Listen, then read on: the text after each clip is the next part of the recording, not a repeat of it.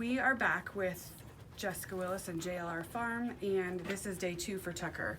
I have worked him probably 3 or 4 times yesterday in his stall, doing the same thing that I did on the horse trailer yesterday.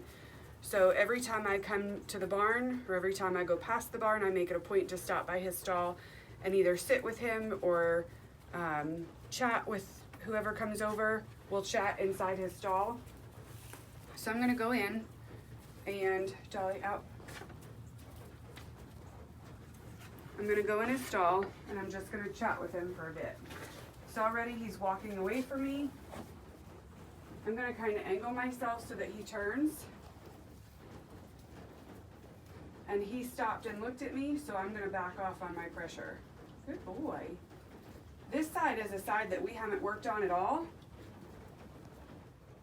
So this is new for him because I haven't spent any time with him on this side. He's looking at me, which he's learned is his job to release the pressure.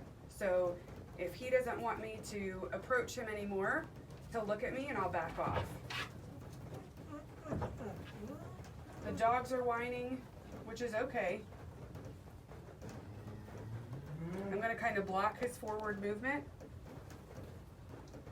Good boy, good boy.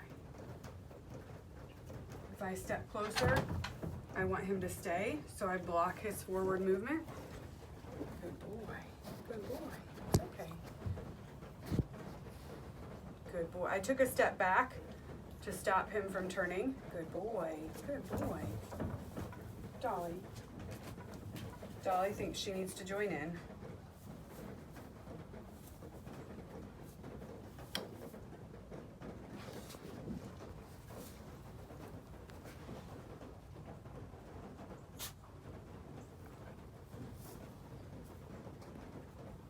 Dolly.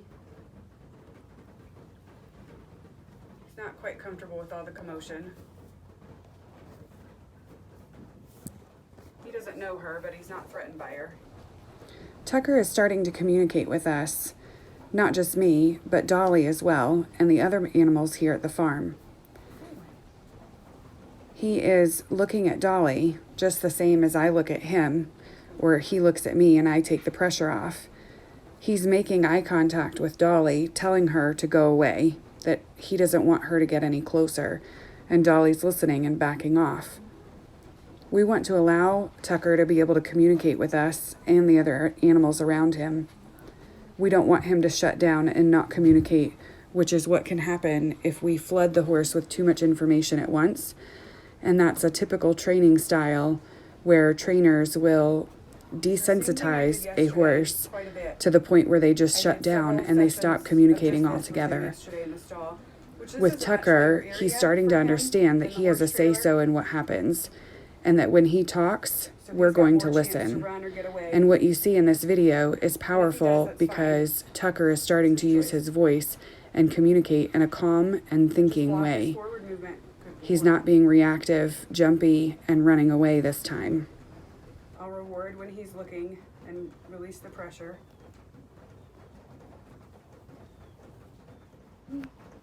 For a while, this is going to be our system of communication.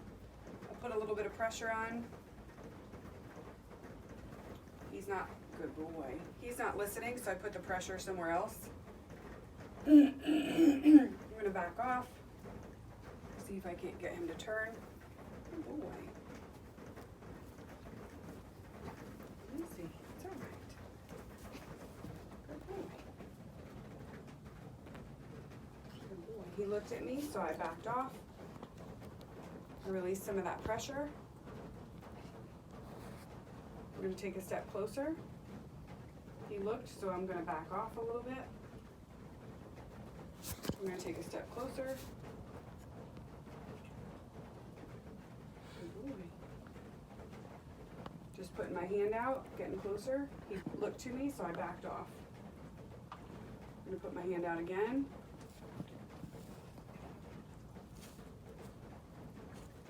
Good boy. So he started to move, and I didn't want him to move. I wanted him to accept the pressure. Good boy. So I moved my body, and I can just rotate not even rotate, just inch forward, not even taking a full step.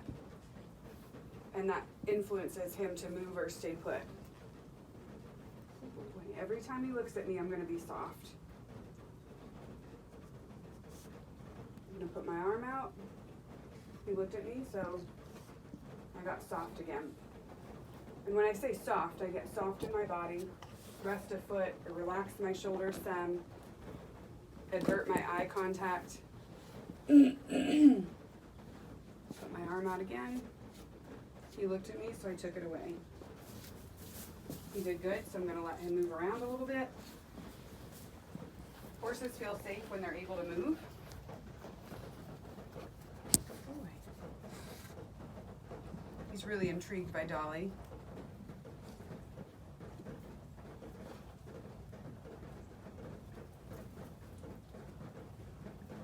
Not releasing the pressure because he's not looked at me. Good boy. It's all right.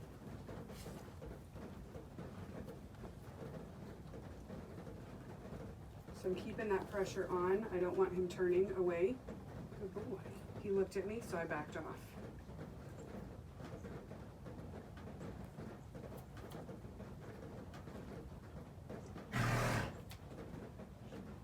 Put my hand out, put some pressure on.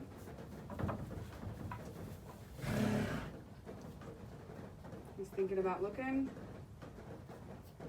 Good boy, good boy.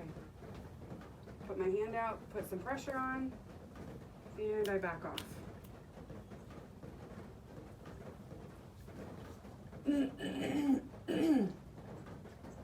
So this is going to be a short session this morning. I'll work him several more times. I've cleaned a stall next to him. So he's going to rotate between this stall and a mini stall. I'm going to put some pressure on and back off because he looked around. So I'm going to open the door for this stall. Come on, Dolly. Look at her. No, Dolly. Dolly, come on. Dolly, come on. Got her, come on.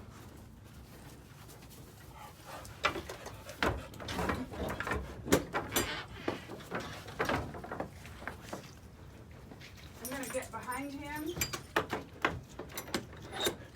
and just encourage him to move away from me. He'll explore the open space and then go into his new stall for the day. That's all we're going to do for this morning. We introduced him to his new stall.